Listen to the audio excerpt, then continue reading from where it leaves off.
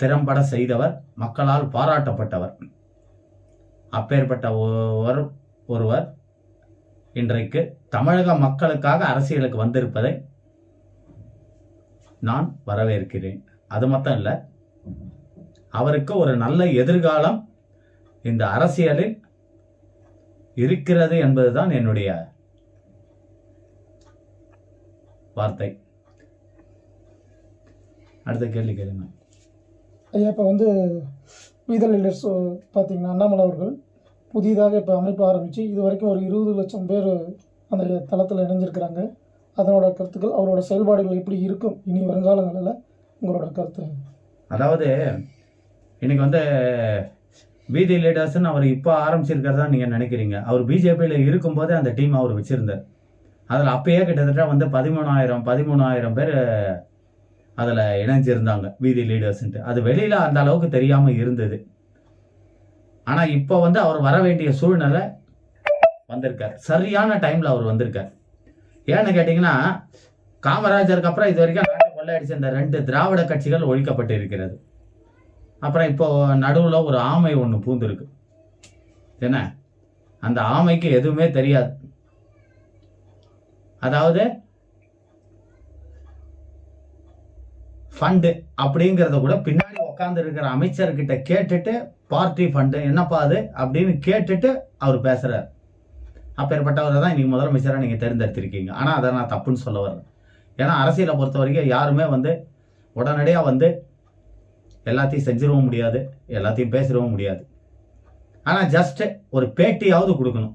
ஆனால் அவர் முதலமைச்சர் ஆனதுலேருந்து இது வரைக்கும் ஒரு இன்டர்வியூ கூட அவர் விஜய் அவர்கள் கொடுத்தது கிடையாது. ஆனால் இப்போ நீங்கள் பார்த்துக்கிட்டு இருக்க, இப்போ நான் சொல்கிறேன், அண்ணாமலை ஐபிஎஸ் அவர் எப்பேற்பட்டவர்ன்றதை உங்களுக்கு நான் சொல்ல தேவையில்லை. இப்போ கூட சமீபத்தில் பார்த்துருப்பீங்க, டிஎம்கே ஃபைல்ஸ்ன்ட்டு ஒன்று ஓப்பன் பண்ணி முதல்ல டிஎம்கேவோட ஊழல்களை கொண்டு வந்த ஒரே தலைவர் அண்ணாமலை அவர்கள். இன்னைக்கு என்ன ஆச்சு, கடைசியில் அந்த ஃபைல்ஸுக்கு எதிராக உன் மேலே நான் 500 கோடி ரூபாய் மான நஷ்ட வழக்கு போடுறேன்னு சொல்லி போட்டவன் துண்டா காணும் துணியா காணுன்ட்டு வாபஸ் வாங்கிட்டு ஓடிட்டான். எதுக்காக நான் இதை சொல்றேன்னா, without any evidence Annamalai ji will not do anything. அதாவது கையில் ஆதாரம் இல்லாமல் அவர் எதையுமே பேசவும் மாட்டார், எதையும் செய்ய மாட்டார். அப்பேற்பட்ட ஒரு தலைவர். அது மட்டும் கிடையாது, ஒரு தன்மான தலைவர். போன பிஜேபியில் பார்த்துருப்பீங்க, பொன்னார் இருந்திருக்கார் மாநில தலைவரா, தமிழிசை சவுந்தரராஜன் இருந்திருக்காங்க, முருகன் இருந்திருக்காரு.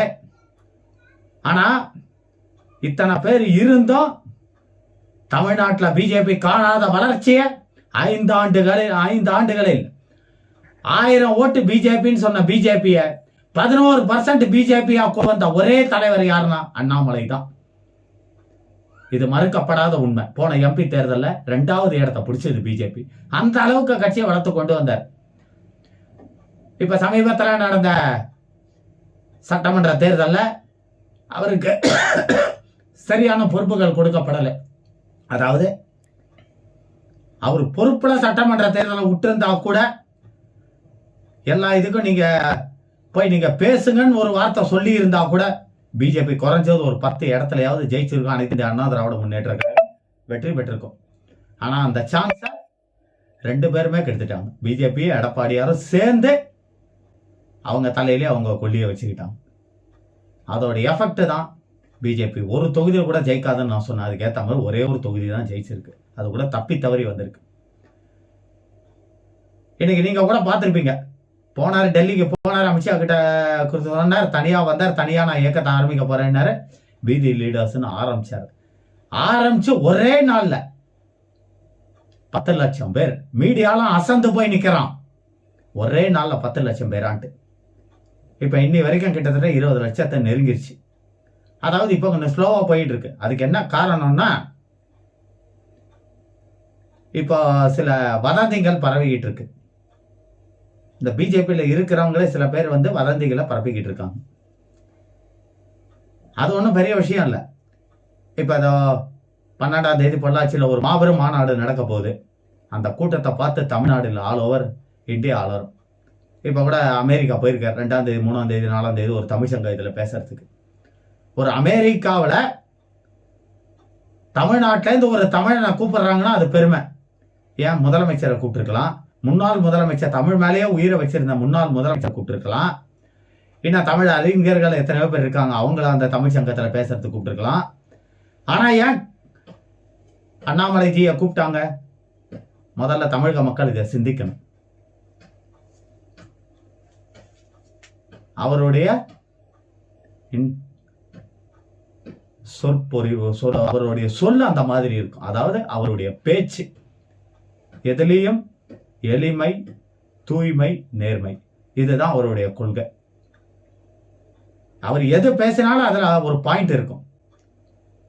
இன்னைக்கு இருக்கிற இளைஞர்களுக்கு ஒன்னே ஒன்று சொல்றேன். நீங்க பல கட்சியில இருக்கீங்க. இன்னைக்கு கூட பல கட்சியில எல்லாம் ஒன்று சேர்ந்துக்கிட்டா நீ கூட ஒரு ஊர்ல இதை தப்பான்னு நினைக்க கூடாது. இளைஞர்கள் ஒரு ஊர்ல கொடி பிடிச்சிட்டு போறாங்க, விதியுடன் மோதே விஜயுடன் மோதாதேன்னு. எப்பா எப்பா, விதியோட மோதி உங்க விஜய் ஜெயிச்சிருவாரா கேட்கிறேன்? உன் தலையில என்ன விதி எழுதியிருக்கோ அதுதான் நடக்கும். அதை உன் விஜய் இல்லை ஆண்டவனே வந்தாலும் மாற்ற முடியாது. அது முதல்ல நீங்க தெரிஞ்சு. இதெல்லாம் விளையாட்டுத்தனமா நீங்க பண்ணிட்டு இருக்கீங்க. லவ் பண்ண நெஞ்சு லப்பு டக்கு உள்ள வர லவ் பண்ணுன்னு சொன்னவரெல்லாம் முதலமைச்சர் ஆக்கிங்கன்னா அது தப்புன்னு நான் சொல்ல வரல. யார் வேணாலும் ஜனநாயக நாட்டில் யார் வேணாலும் எலெக்ஷன் நினைக்கலாம், யார் வேணாலும் ஜெயிக்கலாம், யார் வேணாலும் ஆட்சிக்கு வரலாம், தப்பு இல்லை. பட் அவருக்கு என்ன அட்மினிஸ்ட்ரேஷன் தெரியுன்றது தான் என்னுடைய கேள்வி. இதை தமிழக மக்கள் இல்லை, இன்னைக்கு இருக்கிற இளைஞர்கள் நினைச்சு பாருங்க. வேணும்னா நான் ஒன்று சவால் விடுறேன். உங்க விஜயோட அட்மினிஸ்ட்ரேஷன் இப்போ ஒரு ஃப்ரண்ட்ல அவருடைய இது செயல்பாடுகள் நல்லா இருக்குன்னு நானே பேட்டி கொடுத்துருக்கேன். பிராந்தி கடை மூடினதுக்கெல்லாம் நான் பாராட்டுகளை அவருக்கு தெரிவிச்சிருக்கேன். இப்ப சமீபத்தில் திமுக மேல அவர் எடுத்து நடவடிக்கை எல்லாத்துக்கும் நான் பாராட்டு தெரிவிச்சிருக்கேன். ஆனா ஒன்னே ஒன்று நீங்க திங்க் பண்ணணும், இதெல்லாம் பத்தாது. 13.5 லட்சம் கோடி கடன் இருக்குன்னு அவர் வெள்ளை அறிக்கை வெளியிடுறாரு. ஆனா அவர் சொன்ன திட்டங்களை கொஞ்சம் கொஞ்சமா நான் நிறைவேற்றன்னு சொல்லியிருக்காரு. அது அப்புறம் தான் தெரியும். அதை விடுங்க, அதெல்லாம் தேவை கூட இல்லை. ஏன்னா நானே ஏற்கனவே சொல்லிட்டேன், அதெல்லாம் கொடுக்கலன்னா கூட நீங்க முதலமைச்சர் விஜய் மேல நீங்க கோவப்படக்கூடாதுன்னு. ஏன்னா ஏற்கனவே 13.5 லட்சம் கோடியில கொண்டு விட்டு போயிட்டான் திராவிட மாடல் அரசு. இன்னும் இது வேறன்னா அவ்வளவுதான், முடிஞ்சது கதை. ஆனா நான் என்ன சொல்ல வரேன், தமிழக மக்களாகட்டும் இளைஞர்களாகட்டும், இன்னைக்கு ஒவ்வொரு தலைவரும் நீங்க இருக்கிற கட்சிகள்ல தலைவர்கள் என்ன சொல்லுவாங்க, வாழ்க்கையில நீ முன்னேறு, அரசியல்ல நீ பெரிய ஆள் வரணும், ஏரியாவில் நீ தான் பெரிய ஆளா இருக்கணும் அப்படின்னு ஒருத்தன். இன்னொருத்தன் என்ன சொல்லுவான், திமிரி எழு, திருப்பி அடி, கட்ட பஞ்சாயத்து பண்ணு அப்படின்னு. இந்த மாதிரி தலைவர்களை நான் பார்த்திருக்கீங்க. ஆனா இளைஞர்களுக்கு 20 வயசுல இருந்து 30 வயசுக்குள்ளதான் உன் வாழ்க்கையை நீ தீர்மானிக்கிற வயசு. 30 வயசுக்கு மேல போச்சுன்னா உன்னால வாழ்க்கையை தீர்மானிக்கிறது ரொம்பவும் கஷ்டம்னு சொன்ன ஒரே தலைவர் அண்ணாமலை அவர்கள் தான். இப்ப கூட சமீபத்துல விஜய் படத்தை கொண்டு போய் ஸ்கூல்ல காட்டுறான் ஒரு முட்டா பையன். அவன் என் கையில கிடைச்சிருந்தானா செருப்பால அடிச்சிருப்பான் அவனை. 5வது படிக்கிற ஸ்கூல்ல 5வது படிக்கிற பசங்க கிட்ட கொண்டு போய் முதலமைச்சர் விஜய் போட்டோவை காட்டி பிறந்த நாள் இன்னைக்கு காட்டி பிரபலப்படுத்துறான். அசிங்கமா இல்ல நாய்க்கு? அந்த கல்வியை யாரா உங்க விஜய கொண்டு வந்தது? அந்த கல்விக்காக கஷ்டப்பட்டவர் காமராஜர். மதிய உணவு திட்டம்னு முதல்ல கொண்டு வந்தது அவர் தான். இலவச சீருடை திட்டத்தை கொண்டு வந்தது அவர் தான். கல்விக்கு தந்தைனா அது காமராஜர் தானா? உங்க விஜயோ இல்ல மு.க. ஸ்டாலினோ இல்ல ஜெயலலிதாவோ யாருமே கிடையாது. அதை முதல்ல தெரிஞ்சுக்கோங்க. தயவு செய்து இந்த மாதிரி காரியங்களை தயவு செய்து செய்யாதீங்க. உங்க தலைவரை நீங்க தெருவா போஸ்டர் ஒட்டி நீங்க பிரபலப்படுத்தணும், தெருவா போஸ்டர் ஒட்டி ஒட்டிக்க. ஆனா படிக்கிற பசங்களை கெடுக்காதீங்க. போன தேர்தலையே நான் பார்த்தேன், ஒவ்வொரு தேர்தல் பூத்துலயும் சின்ன சின்ன பசங்க கையில விசில கொடுத்து அடிக்க வச்சிருக்கீங்க. அவனுடைய நினப்பு படிப்புல போகுமா இல்ல உங்க விஜய் மேல போகுமா? படிக்கிற பசங்களை கெடுக்கிற அளவுக்கு இவனுங்க வந்திருக்கானுங்க. இதை தமிழக மக்கள் நீங்க உணரணும். இன்னைக்கு இருக்கிற படித்த இளைஞர்கள் நீங்க உணரணும். இன்னைக்கு விஜய் என்ன சொல்லிட்டு ஆட்சிக்கு வந்திருக்காரு? முதல்ல என்ன சொன்னார், வீட்டுக்கு ஒரு விஜய்னார். அப்புறம் ஆட்சிக்கு வந்த உடனே என்ன சொன்னார், ஜோசப் விஜய். எப்படி? ஜோசப் விஜய். முதல்ல விஜய்னு சொன்னவர் ஏன் முதல்லயே ஜோசப் விஜய்னு சொல்லி வீட்டுக்கு ஒரு ஜோசப் விஜய்னு சொல்லி சொல்ல வேண்டியதானே? அதெல்லாம் ஒன்றும் பெரிய விஷயம் இல்லை. அதெல்லாம் பற்றி நான் கவலைப்படலை. அதெல்லாம் பற்றி நான் கேள்வி கேட்கவும் இல்லை. ஏன்னா இதெல்லாம் சகஜம். இதை நான் அவர் சொன்னதை தவறாகவும் நான் சொல்ல வரேன் ஒரு வார்த்தைக்கு. இன்னைக்கு அவர் கூட இருக்கிற ஐஏஎஸ் தான் எந்த அரசியல்வாதியா இருந்தாலும் சரி, வித்தவுட் ஐஏஎஸோட ஹெல்ப் இல்லாம அவங்களால எந்த காரியத்தை செய்ய முடியாது.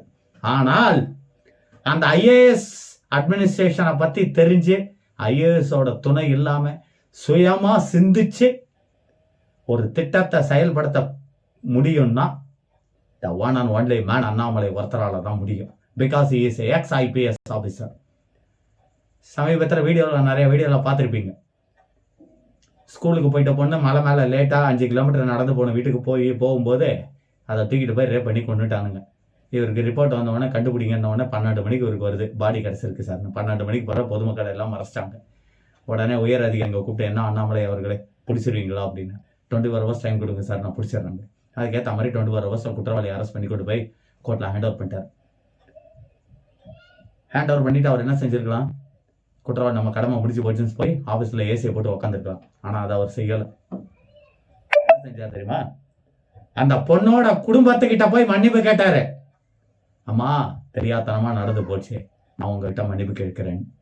அன்னைக்கு அந்த அம்மா ஒரு வார்த்தை கேட்டிருக்கு, உங்களுக்கு என்ன வேணுமோ சொல்லுமா, நான் செய்யறேன்னு இருக்காரு. அப்போ அதுக்கு அந்த அம்மா கேட்டிருக்கு, ஐயா நீங்க பொண்ணு மன்னிப்பு கேட்கறதுனாலயோ எதெல்லாம் கொடுக்கறதுனாலயோ எதுவும் வந்துட போறதில்ல, எல்லாம் கொடுப்பீங்க சரி, என் பொண்ணை உங்களால உயிரோட திருப்பி கொடுக்க முடியுமா? அப்பேற்பட்ட ஆளுக்கு ஒரு தூக்கி வாரி போட்டது. அப்போ முடிவு பண்ணியிருக்காரு, நம்ம இந்த போலீஸ் துறையில இருந்து 9 வருஷம் நம்ம சாதிச்சது போதும். இந்த மாதிரி இல்லீகல் ஆக்டிவிட்டிஸ், இந்த மாதிரி இதுவெல்லாம் பொதுமக்களோடைய கவனக்குறைவு இதனால நடக்குது. இதுக்கு நாம அரசியல்ல போனா தான் சரியா இருக்கும் தான் அந்த போலீஸ் வேலையே ராஜினாமா பண்ணிட்டு அந்த கர்நாடகா சிங்கம் இப்ப தமிழ்நாட்டு சிங்கமா உட்காந்துருக்கு. எதுக்காக இதை நான் சொல்றேன்னா, அவர் பதவிக்காகவோ பணத்துக்காகவோ அரசியல் இல்லை. ஏன்னா அவர் பணத்துக்காக இருந்தாருன்னா அவர் வேலையை ராஜாவும் பண்ணணுன்ற அவசியம் இல்லை. அவர் இருந்த போஸ்டே போதும் அவர் கோடி கோடியை சம்பாதிக்கிறதுக்கு. ஐடி கம்பெனிஸ்காரன் ஒரு நாளைக்கு லட்சக்கணக்கில் கொண்டு வந்து கொட்டுவான் அவர்கிட்ட. இன்னொன்று, பதவிக்காக ஆசைப்படுறாருன்னு கேட்டிங்கன்னா, 2 தடவை எம்பி தேர்தலில் ஒரு தடவை நின்னாரு, ஒரு தடவை எம்எல்ஏ தேர்தலில் அரவாக்குறிச்சியில் நின்னார், 2த்துலையும் தோத்தார். அதாவது இங்கே இருக்கிற அரசியல்வாதிங்க சூழ்ச்சி அது என்னை பொறுத்த வரைக்கும். ஏன்னா இங்கே இருக்கிற அரசியல்வாதி, டோட்டல் அரசியல்வாதியோட கான்செப்ட் என்ன தெரியுமா? சட்டசபையில் எவன் போனாலும் போவட்டாலும் அண்ணாமலை உள்ளே போயிடக்கூடாது. ஏன்னா இவனுங்க டப்பா டான்ஸ் ஆடிடும். அவர் கேட்குற கேள்விக்கு இவனுங்களால ஒருத்தனால கூட பதில் சொல்ல முடியாது. அந்த ஒரே கான்செப்ட்ல தான் அதுல எல்லா அரசியல்வாதிகளும் ஒன்னா சேர்ந்துக்கிட்டு தான் அவரை தோக்கடிச்சாங்க. அதை பத்தி அவர் கவலைப்படாரு. ஆனா அப்படியும் கூப்பிட்டு சென்ட்ரல்ல பிஜேபியில சொன்னாங்க, உங்களுக்கு மத்திய அமைச்சர் பதவி வேணுமா, கவர்னர் பதவி வேணுமான்னு. வாங்கினாரா? இல்ல. ஒரே வார்த்தை சொன்னா, ஐ ஆம் for Tamil Nadu, not for the post. எனக்கு பதவிக்காக கிடையாது இந்த அண்ணாமலை, தமிழக மக்களுக்காகன்ட்டு